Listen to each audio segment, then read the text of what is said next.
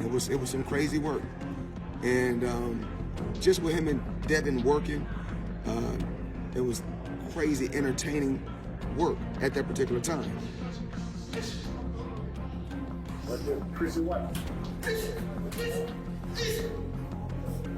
That's why we brought him back.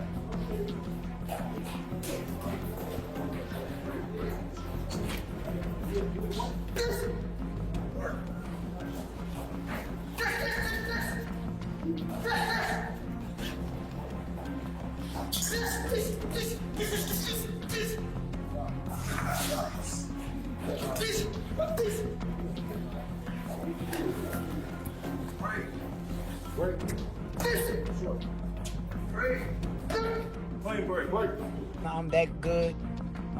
None of these fighters could beat me. And if you sign up to fight me, good luck. Floyd Mayweather didn't hold back when discussing the sparring session between Devin Haney and Shakur Stevenson. According to Floyd, what went down in that gym was nothing short of intense. Both fighters brought their A game, showcasing elite-level skills that left everyone watching in awe. He can do crazy numbers. It's going to be hard to break my record because you have so many people stealing. You know, so many people stealing. Streaming, yeah. Yeah, streaming. Well, it's still stealing. If they're not paying for it, they're free. It's stealing. What stood out during their sparring? These two fighters matched each other blow for blow. Every powerful shot thrown was met with an equally devastating counter. It was a display of perfectly balanced skill. Two warriors operating at the exact same level.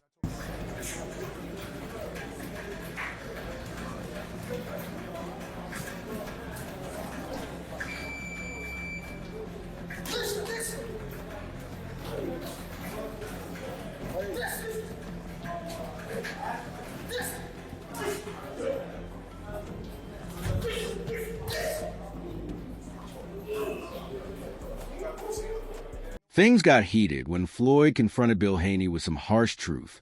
His message was clear. Devin might dominate in the gym, but when it comes to actual fights in the ring, that same intensity just isn't there. I'm saying you pop it 1,000 times. Think you was talking about that sparring. Think you beat niggas up in sparring. I didn't watch you beat niggas up. And when my son got down on you, you dig what I'm saying? You act like son, you tell us. Bill, no, you tell us. No, you Bill, tell us. Bill. If your son is undefeated in the gym, congratulations. Congratulations that you got an undefeated fighter. Shakur Stevenson's confidence is unshakable. He's made his position crystal clear. Not a single fighter out there can beat him. And if anyone thinks they can, well, he's got two words for them. Good luck. It's good to hear. It's good to hear because a lot of people don't realize how great I am. I've been told them this. It's like you got to keep saying it over and over, and it's like, as I'm saying, it's like I'm wasting my breath because it's like people like, no, you know, oh, fight this guy. Oh, you won't do this to Teofimo Lopez. You won't it's a video of like me and when me and Cameron was going back and forth. He said something like, oh, take yourself up to 140 and fight Teofimo Lopez so he can knock your head off. And now it was like I did it, and like I said, now people getting to see what I done been saying from. Shakur isn't running from anyone. He's putting it out there for the whole boxing world to hear. Call his name, and he'll show up.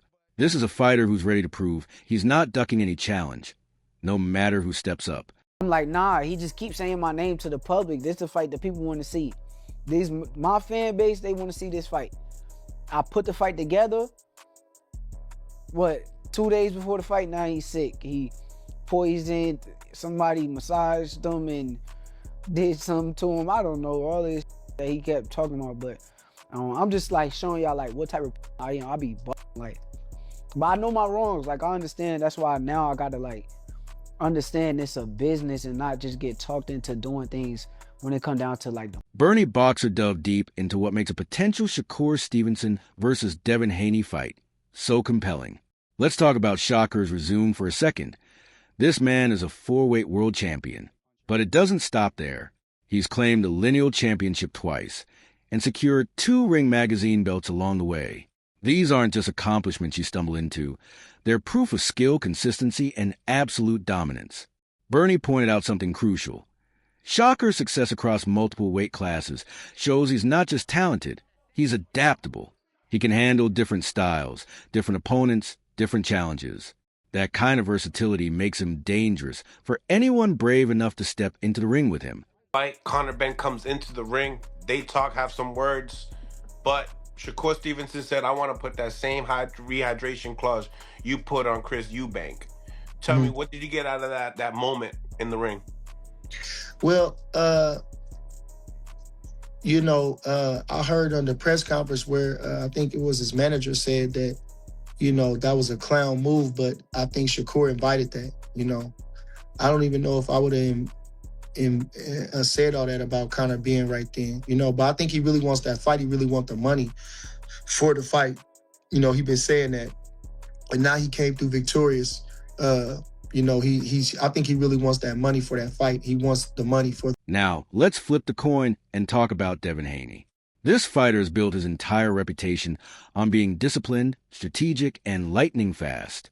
Bernie emphasized that Haney's skill set isn't something you can overlook. He's got what it takes to test even the most decorated champions out there. When you put these two fighters' accomplishments side by side, Bernie made it clear. A Stevenson versus Haney matchup isn't just another fight. It's a high-stakes battle that could define both of their careers and cement their legacies in boxing history. Fights, accomplishments, because now Shakur is a 4-weight world champion. Devin is a 3-weight world champion. Devin was undisputed, but now Shakur is a 2-time lineal champion. So he's a 2-time Ring Magazine winner. 2-time unified champion. If you want to add the ring, as far as with the WBO, he was unified at 130. So he's a 2-time unified champion, 2-time lineal champion. Beat a guy like Teofimo Lopez, who rises to the occasion. Had a close fight with George Kambosos. You can make a claim that he was fighting out of frustration or out of emotion. And that was it. He was in his prime too. Josh Taylor seemed to be drained at 140. Not taking away from Devin, but he was already moving up to 47, they were saying. Lomachenko was a little older and Sean Porter painted an exciting picture when breaking down Shakur Stevenson versus Devin Haney. According to Porter, this fight would be impossibly close. So close that picking a winner is nearly impossible. Why? Because both fighters are incredibly fast, razor sharp, and operate with fight IQ that's off the charts. Porter described it perfectly. Imagine a chess match played at lightning speed. Victory wouldn't just come down to who has faster hands. It's about who's mentally sharper, who can set up their shots quicker, and who can capitalize on openings in the blink of an eye. Porter made it clear this would be an all-out war, back and forth, with both men creating opportunities out of thin air. Bottom line, this fight would showcase pure skill, elite-level strategy, and precision at its absolute finest. Fans would be glued to their seats from the opening bell to the final round. Beating Shakur Stevenson, right? I really don't know who I see beating him. It's good. The thing with that is it's an amazing fight because both guys are very quick, very intuitive, and very fast and sharp. I do lean with. I'm not even gonna pick a winner in that because this is my first time playing it in my head, and I just see it. It's just so back and forth, and it's that fast chess that we always talk about, and it's that fast chess, which it's gonna be slick. What wins a fast chess match? What makes a difference? Who's fastest? Yeah. Honestly, it's who's fastest, and it's also not just who's fastest with the hands, but also mentally to make that setup in that second move and capitalize the fastest. That's a fantastic fight. You think we see it? Love to see it. Yeah, but do you think? I think so. I think we get it at maybe 140. I'm not rushing that fight. And I don't think we get it at 140. I think if we get it at 135. Yeah. Yeah, I don't think Shakur. Maybe Shakur's got, I don't know, maybe a couple fights, if not less than that, at 130. And then I think a blessing for us will be Shakur going after fighters, not going after belts, not going after a championship title, but going after belts, going after fighters. If he decides to go after fighters because it's getting him everything that he really did, turn pro to. Dan Raphael's breakdown of Shakur Stevenson's performance was eye-opening. From the very first round, one thing was obvious. Shakur was in complete control. Sure, some people expected a competitive fight with close rounds, but Rafael quickly set the record straight. This wasn't competitive at all. It was one-sided domination. Shakur's offense, exceptional. His defense, airtight. His movement and jab work, absolutely spectacular. Every single aspect of his game was firing on all cylinders, leaving zero doubt about who was winning that fight. In my mind, I always felt like Shakur was going to win, and it was going to probably be a pretty comprehensive decision. But in my mind, I'm thinking it's going to be, maybe it'll be 8-4, maybe it'll be 9-3, maybe the rounds will be somewhat competitive, but Shakur will win them because he's, as I said at the time, I felt like in every department he was probably a little better than Teofimo, except maybe for the pure punching power. But I thought that was negated because I don't think that either one of them is a big puncher at 140 pounds. But it turned out that the rounds weren't even competitive. So, you can have a fight where the score could be, that wide, but you look at each individual segment of the fight and you're like, okay, there was competition. This wasn't like that. This was Shakur easily. Rafael went even deeper into what made Shakur's performance so remarkable. Even when his opponent tried to rally and make something happen, Shakur never lost his composure. He stayed calm, picked his shots with surgical precision, and used intelligent positioning to maintain control. Here's the interesting part. Everyone thought his opponent had the power advantage, right? Wrong. Rafael pointed out that Shakur completely neutralized that threat. He landed clean, effective shots while shutting down any offensive attempts coming his way. The real lesson here? Shakur doesn't need to rely on raw knockout power. His secret weapon is timing, accuracy, and an incredibly high ring IQ. Rafael summed it up perfectly. This wasn't just a victory, it was a statement. Shakur showed the world his preparation, his skill, and his strategic mastery, proving once again why he's one of the most technically gifted fighters in his division. Like, it wasn't even close. Like, there was never a moment in, like, other than that 1 or 2 rounds where you had to even think about who was the winner, because it's so very clear that Shakur was doing it on offense, doing it on defense, with movement, with his jab was spectacular. He actually, to me, the conventional wisdom is he's the bigger puncher, Teofimo, than Shakur. No, he wasn't. Teofimo never landed a telling shot the whole freaking fight, and he never had shown any kind of serious punching power at 140 since he arrived in the division, other than the first bout in the division where he scored a knockout over a journeyman opponent. The way I watched it, I was just like, not in awe, but like, when you're watching something and go, like, I think the consensus was that Shakur would outbox, and I think people get confused when we say to outbox the opponent. People associate with back foot move. No. In center. Aid Oladipo took a hard look at where Shakur Stevenson stands in today's boxing landscape, and it's complicated. On one hand, Shakur's established himself as one of the sport's biggest names, a fighter who can move between weight classes with confidence while planning to drop back down to 135 pounds whenever he chooses. That kind of flexibility, it puts real pressure on organizations like the WBC, especially when they're already dealing with their own internal drama and trying to manage relationships with boxing's major power players. Stevenson blast WBC and responds to being stripped of a 135-pound title. This is a bit wild. It's a bit wild. And the reason it's a bit wild, so many different reasons actually, but one of the biggest reasons is that Shakur has always said, I want to go up to fight Teo, but I want to come back down to 135. So basically, he's almost telling the WBC, let me go up there, I will come back down. And with what the WBC are going through right now, and this battle with Zuffa, where, they've got some real big players and power over there, and they're saying F the belts, and WBC are fighting, saying none of the belts mean stuff. The last thing you want to do is have a public spat, a public back and forth with one of the biggest names in boxing right now. Shakur Stevenson is one of the biggest names in boxing. And the thing about Shakur as well, you piss him off, this guy will go straight to social media and make it known that he's pissed off. And that's what he's done.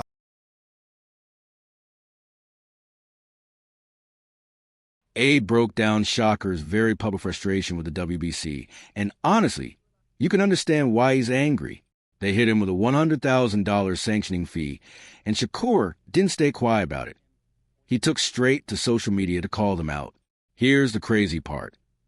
Even though Shakur's recent fights weren't for the WBC title, their rules still demanded he pay half the sanctioning fee as if his belt was on the line. Aid called this exactly what it is, a questionable rule that creates unnecessary tension between elite fighters and the organizations that supposedly govern sport. But here's what matters. Despite all the bureaucratic nonsense and red tape, Shakur remains a major force in boxing. He's not afraid to speak his mind, challenge the status quo, and back it all up with elite-level performance in the ring. That combination of influence and skill has cemented his position as one of the sport's most prominent and respected athletes. I'm going to find it and read it out to, so I'm not paraphrasing, because this is quite important, and I think it's a joke. I think it's a joke. I really do. All right. Okay, yeah. All right, rule 7.3. I'm going to put this on the screen as well. It says, in the event that a WBC champion competes in any belt in which his WBC title is not at stake, the champion is obligated to pay the WBC 50% of the WB sanctioning fee payable as if the belt were a title defense. What? What are we doing? That's crazy. That's crazy. I'm sorry, this is different to Terence Crawford. A lot of you kind of didn't agree with my take on Crawford saying F the WB. There's growing speculation in the boxing world, and it's getting louder by the day. Analysts are starting to wonder, is Shakur Stevenson intentionally avoiding Devin Haney?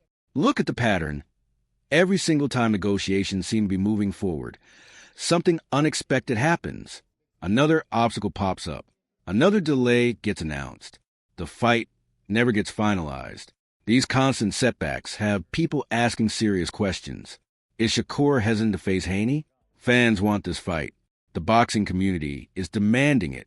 Both fighters are incredibly skilled and evenly matched. But Shakur's apparent reluctance to commit has created real frustration and skepticism among observers. The big question everyone's asking now, will this fight actually happen, or are we going to keep seeing it postponed indefinitely? I know I'm probably gonna get a lot of hate for this, but like Shakur is literally fearing Devin Haney. Because like every time like you go on a Shakur interview and every time he's mentioned to fight Devin Haney, like let's talk about the first time. Like the first time that Shakur was asked to fight Devin, like basically Shakur was just like, well, I think it was Cigar Talk, like he was on an interview with Cigar Talk, like basically the first time they asked him like, oh, would you fight Devin Haney? And Shakur was like, yeah, I would love to fight Devin, but I'm not moving up to 147. And he basically said that Devin Haney would have to move back down to 140, which we all know Devin is not moving back down to 140 and definitely ain't going back to 135 because he was just killing himself to make the lower weight classes that he was at. Like 135, like he was extremely killing himself. Like look at him in the George Kambosos fight. Like the Ryan Garcia fight, his second fight at 140, he didn't look the best. He looked pretty drained, but he didn't look as drained like as he did against Kambosos because he was killing himself a lot to make 135. But Shakur just doesn't want Devin to be at his best. And just the amount of times that Shakur was just mentioning like rehydration clause, rehydration clause, rehydration clause, rehydration clause, rehydration clause, like over and over again, like in every single interview, like when they mentioned Devin Haney, like he's just talking about how Devin's too big, like he's always complained about that and the clause that he's always talking about, like, well, yeah, Shakur, that's why I would pick Devin to beat you, because if you're talking about that size being too much and you're just not confident and you're just bringing up rehydration clause, that's called fear, because you just don't want to fight a fighter where he's at his best. And we all know Devin is way better at 147 than he was at 1. But hold on. Not everyone agrees with that narrative. Some insiders believe Shakur isn't avoiding Devin Haney at all. Instead, they argue he's strategically targeting bigger challenges. Case in point, reports suggest Shakur has been in serious discussions to fight Conor Benn. If that's true, it shows he's not sitting around delaying fights. He's actively pursuing high-profile opponents. The strategy seems clear. Prioritize career-defining fights over immediate matchups. Of course, this approach has sparked heated debate among fans and analysts who can't agree on whether it's smart business or calculated avoidance. Let's talk about this Shakur and the Conor Benn thing. Shakur's been getting a lot of flack because fans feel like that Shakur is ducking Devin Haney. How do I feel about Shakur ducking Devin Haney? I don't think it's true. I don't think it's a thing. Shakur said he's going to go up, put a rehydration clause on the man to fight him. Is Devin Haney going to take a rehydration clause to fight? If not, I don't think so. So why are we even having the debate about him fighting Devin? It's not like he's fighting a champion to get a random accolade like a belt or something, you know? So it's really irrelevant to even bring up why Shakur is not fighting Devin. He's fighting Conor Benn because he feels like he needs to fight Conor Benn because he disrespected him or whatever the case may be. It's really nothing to it. Fans are trying to put Devin and Shakur against each other. I would love to see the fight, but it's whatever.